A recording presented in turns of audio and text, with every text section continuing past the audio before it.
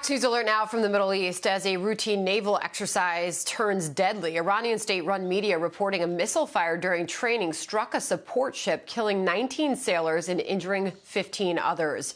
It happened yesterday in the Gulf of Oman and has been ruled a case of friendly fire. General Jack Keane is a retired four-star general, now chairman at the Institute for the Study of War and a Fox News senior strategic analyst. General Keane, always good to see you. I wanted to get your thoughts on this morning. Obviously, the timing of this happening, they're saying that this has been ruled an accident, but with rising tensions between the U.S. and Tehran, what do you make of all of it?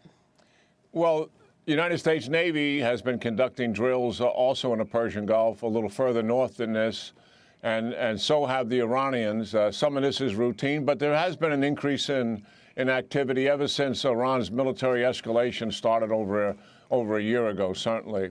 I take it at face value this is likely an accidental shooting as they describe it. They normally don't report on these things, but I think given the fact there are 34 casualties and 19 or so who were killed, they didn't have much choice but to give some kind of report on it. And it looks like they were doing Navy ships were practicing targeting, and they're shooting at targets that look sort of like ships. They're simulated as such. And the ship that was hit was the one that emplaces the targets. And it likely was too close to it. So either we had a mistake made by the people who are shooting the missile. In other words, they targeted the wrong target, or they had an errant missile. And we don't know either. It won't mean anything in terms of tensions in the region. They are already there. But Iran overall, I will say since COVID-19, has pulled back somewhat on their military escalation. They've actually pulled back on some of their operations in Syria, where they have tens of thousands of proxies as well. And they also have pulled back on their proxy rocket and missile attacks in Iraq. And COVID-19 has taken a toll in Iran that they're not willing to admit to. And many of the people, Sandra, who had already lost faith in this regime, have fundamentally now are grieved by what is happening to their population. And now, considering that Iran media is reporting that Iran says it's ready for an unconditional prisoner swap with the U.S. amid coronavirus fears. They're concerned about their prisoners in the United States contracting the virus. What do you see happening there?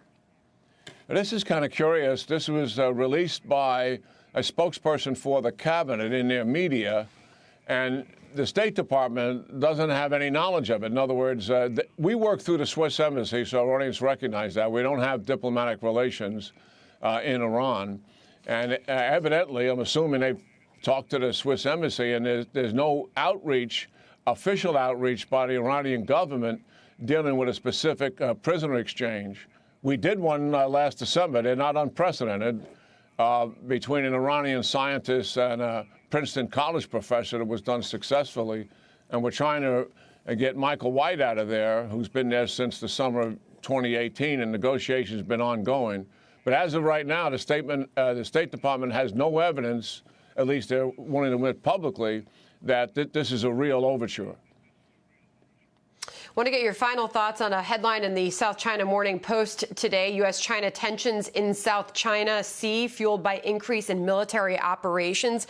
Mark Esper responding to the U.S. looking to increase military investments in the Pacific. He says it's a way by which you maintain a degree of strategic predictability to ensure the readiness of your force, but garner a higher degree of operational unpredictability.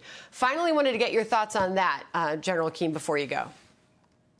Yeah, well, there's no doubt there's been an uptick in military operations in the South China Sea. China's been very aggressive from Japan to Malaysia ever since the COVID-19 crisis came into being. What they're trying to demonstrate to our allies in the region that the United States is no longer the dominant force in the region, and they're replacing us. This is a struggle that's been ongoing for a number of years, and it's going to continue. There's no doubt about it. We have a fundamental clash of ideology and values, and this administration no longer looks at China as a friend or as just as a competitor. It looks at China as a predator who's trying to take advantage of our allies and not only dominate them, but replace the United States as the world's dominant power. So tension is going to continue for the future. I don't believe it means conflict, but confrontation, yes, because the United States regards China as a predator and is willing to take them on in a way that previous administrations have not. Great to get your thoughts on all of that this morning. General Jack Keane, appreciate your time. Thank you.